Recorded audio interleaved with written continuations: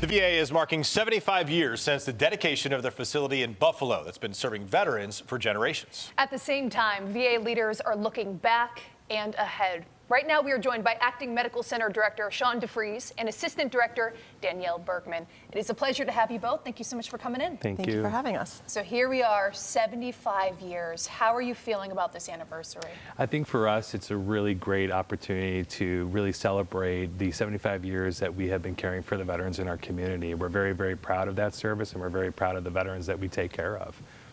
75 years ago, we welcomed our first veterans into the hospital. At that point in time, we were the same structure you see today. Not a lot has changed on the facade, but so much has changed inside. We went from being a 1,000-bed facility to now we have 154 beds, but we provide a lot more specialized care for our Western New York veterans. Can you talk a little bit about that? Because maybe people see this big building and they see it's the VA. They know that something medical happens inside with veterans, but there is very specialized work that goes on there. Can you talk a little bit about some of the services that are unique to the Sure. VA? The Buffalo VA Western New York healthcare system offers a large array of services for our veterans, from primary care to specialized care like complex cardiology care, oncology, gastroenterology. We do provide a full continuum of care for the veterans that we serve, and we really specialize in mental health.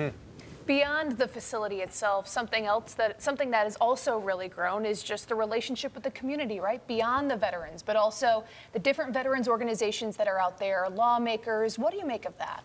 I think our community partnerships are so important to both our facility and then the veterans of Western New York, right? So we do a lot of things trying to get the word out in the community. We attend a lot of events trying to let veterans know what they're eligible for. Obviously, the PACT Act that was signed into law here recently has really expanded the benefits that veterans are eligible for, and it's really important to get that word out. But our community partners are also really important to make sure that we can provide a variety of different things to veterans that maybe the VA can't provide, but our community partners can provide, or our community partners are able to identify veterans that could benefit from VA care and then bring them to us and help them kind of navigate that process. Spreading the word, obviously, and spreading the word is going to be important over this celebration of 75 years. So before we switch gears a bit, can we talk about maybe how the community can participate? What are you guys going to be doing to celebrate 75 years? So we're really excited about it. It's a year-long celebration for us here in Western New York. We're going to be kicking off some events in the springtime, so there will be more to come on that. But we'll be inviting people from the community into our facility to kind of see the history. A lot of the projects that we've actually done in the facility are actually period specific. So our entryway in the hospital is actually what you would have felt if you came into the hospital and back in the 1950s. And even seeing these pictures, it's really fascinating to look at. So very quickly before we switch topics, what's the plan looking ahead to the future? What is your vision as you look ahead? You know, speaking for myself as a veteran and a consumer of VA healthcare services, we're looking to continue to provide the best care to our veterans. It's a hard-earned benefit that they all deserve. They deserve the best. This is our way to honor them, and so we're continuing to expand upon our services, and we want to make sure we get the word out there. Danielle mentioned the PACT Act. It's a very, very important piece of legislation. It really opened up eligibility for enrollment for healthcare services. So as a veteran myself, I would encourage our local community veterans, if you're not signed up for VA healthcare, please do so, and we can help you navigate that process. And we will have links to do that on our website, WIVB.com. If we could switch gears, for those who have been watching News 4 at 4 over the past week or so, we've been trying to highlight PTSD, which has come to the forefront in the wake of the Cybertruck explosion in Las Vegas on New Year's Day. The topic of PTSD was really thrust out there into the news, and I think to the benefit of people who need help, and there are so many people. So let's talk about this. We have a huge resource in the VA here in Western New York. How is it identified? How does the VA receive people who might be, let's just say, on the spectrum of having PTSD? Because there's different degrees, and every situation is unique, right? Sure, it is. And I think, you know, for the most important first step is to enroll for healthcare services, right? And I think, again, as a veteran myself, and I know a lot of service members and veterans that do have PTSD. With that.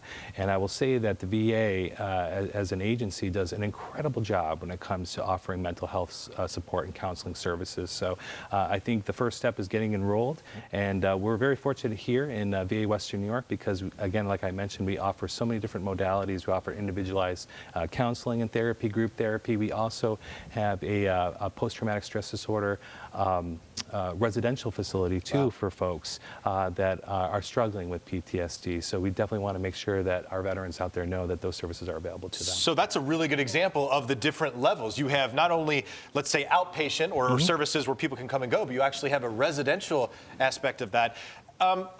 You may not know this because you guys are sort of at the upper echelon administration level, but I am curious, do you notice, and you may as a veteran, do you notice trends, PTSD trends? Are we starting to see that, for example, the BPD officer who controls their department talked about more officers are coming for that mental health support. Are you finding more veterans seeking and finding that mental health support? I can say that I personally do. I think one of the biggest challenges for us to overcome, though, as a veteran community, is to overcome that stigma associated with that. I mean, these are invisible wounds that our service members and veterans are walking around with, and we have to make sure that we encourage them if they are struggling or they're having challenges, that we are here and available, and we want to help and serve them and take care of them. Certainly, no one is alone, and it is never too late to get help. So that is a great thing to emphasize. Anyone out there right now watching this thinking they may want to reach out about whether it's PTSD or any of the other services you provide, what is the best way they can reach out? The best way is to call our Veterans